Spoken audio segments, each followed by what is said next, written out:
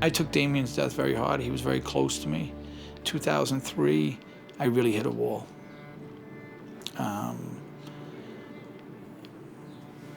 It was a mental block, mental state that I hit, that I think I was actually taking it all in. And I really hit a tough time in my life. But that's when it really sunk in that what had happened, the magnitude, not sleeping. I had dreams. I was in the towers, although I never was when they were collapsing. And I was searching, never finding anybody. I had recurring dreams of being on the fire truck and not having my tools, not being prepared. I think it's ultimately because what were we prepared for that day?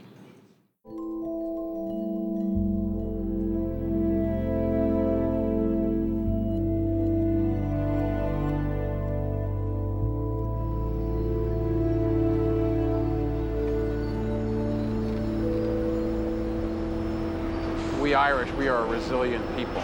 New York is a resilient city, and this is a resilient site. We know that we are rebuilding a site that will forever mark New York and mark the world. Now that the Port Authority has taken over the construction of this site, you can see 3,000 people working around the clock to meet our deadlines to open the memorial for the 10th anniversary, open the museum, open the office towers, open the transportation hub. Pieces of the towers that were attacked and collapsed needed to be preserved for history.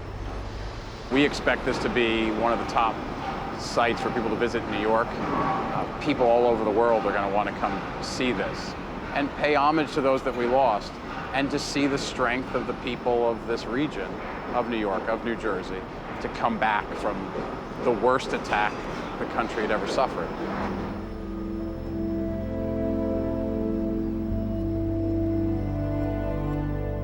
Sometimes I can come through the Brooklyn Battery Tunnel and ride up right past the site.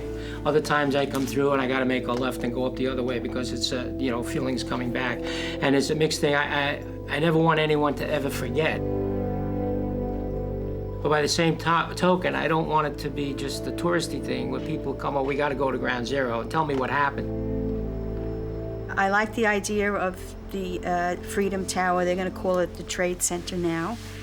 But certain things I like to be private. Everybody's been so wonderful on every anniversary with masses and memorial services, and we like that.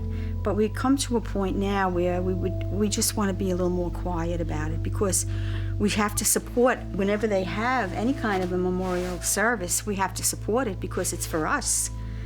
But by the same token, we're getting tired.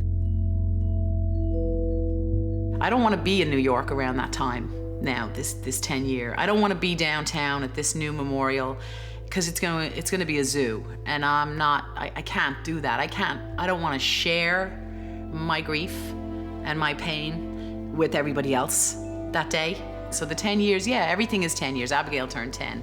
Winnie's graduating high school. Winnie's going to college. Emily's going into sophomore year. And it's 10 years since it happened, and so much has happened in life in that 10 years. And it's good to have little Damien here with us today. Right, Dame? Mm-hmm. And you love them to be here, right? Yeah.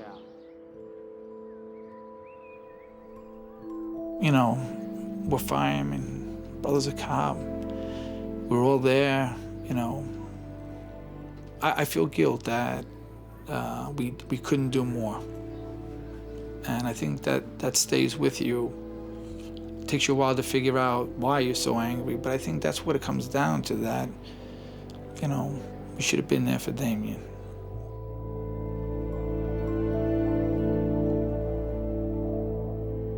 I could be sitting out in my back garden reading a book, and a plane goes by, and I look up, and whenever I see one in the sky, I always think, my God, they flew them into buildings.